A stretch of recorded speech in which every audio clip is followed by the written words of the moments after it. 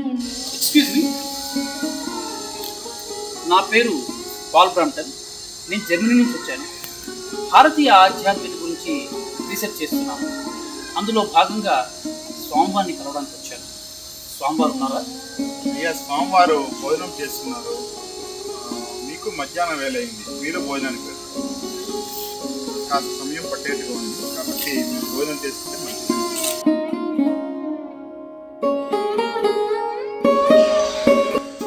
స్వామి నమస్కారం.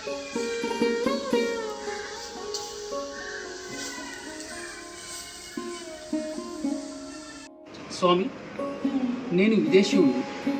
నేను విదేశాల్లో ఉన్న ఫిలాసఫీసు, స్పిరిచువల్ వర్క్స్ ఎన్నో చదివాను. పెద్ద పెద్ద నగరాల్లో కిక్కిరిసి ఉండే జనాభాలో ఎంతోమందితో పనిచేశాను. ఆ ఆనందాన్ని అనుభవించాను. అదేవిధంగా ఏకాంతంగానూ ఆ అనుభూతిని పొందాను స్వామి.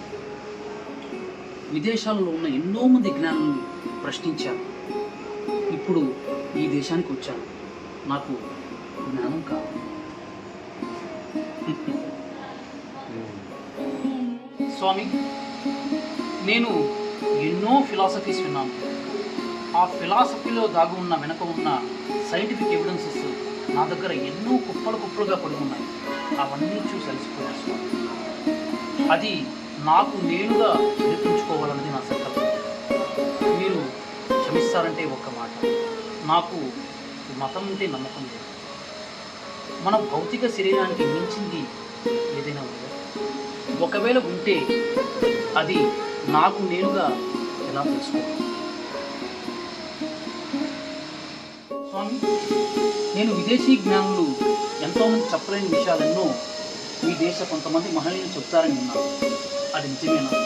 నేను దివ్య జ్ఞానాన్ని పొందటానికి, అనుభూతి చెందడానికి మీరు నాకు సహకరించగలరా?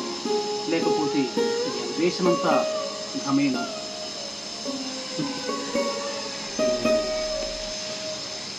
నువ్వు నేను అంటున్నావే, ఆ నేనెవరో నాకు చెప్పు, నాకు తెలుసుకోవాలి. నా గురించి అడుగుతున్నా సార్. నేను ఐఎమ్ పాల్ బ్రాంప్టన్ సార్.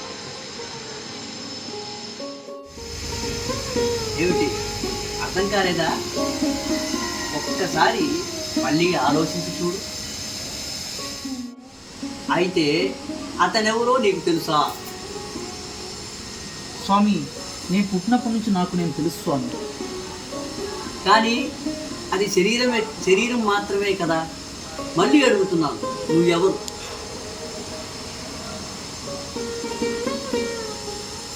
ముందుగా ఈ నేను అనేదాన్ని తెలుసుకో, అప్పుడు నీకు సత్యం గోచరిస్తుంది. ఇప్పుడు చెయ్యవలసిందంతా ఒక్కటే, నీ లోపలికి చూడు. అది సరైన పద్ధతిలో చేస్తే సమస్యలన్నిటికీ సమాధానం లభిస్తాయి. స్వామి, దానికి నేనేం చేయాలి? ఏం పద్ధతిని అనుసరించాలి స్వామి?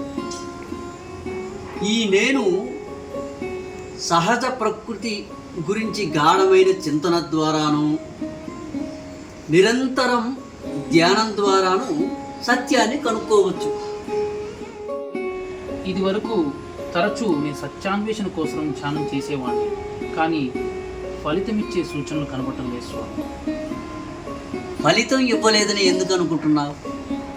ఆధ్యాత్మిక విషయాల్లో మనకి లభించే ఫలితాలన్నీ గమనించడం కష్టం స్వామి. దీనికి సద్గురు యొక్క సహాయం అవసరమా స్వామి? కావచ్చు. స్వామి, మీరు చెప్పినట్లుగా మనకు మనం లోపల చూడటానికి సద్గురు సహాయపడగలరా స్వామి?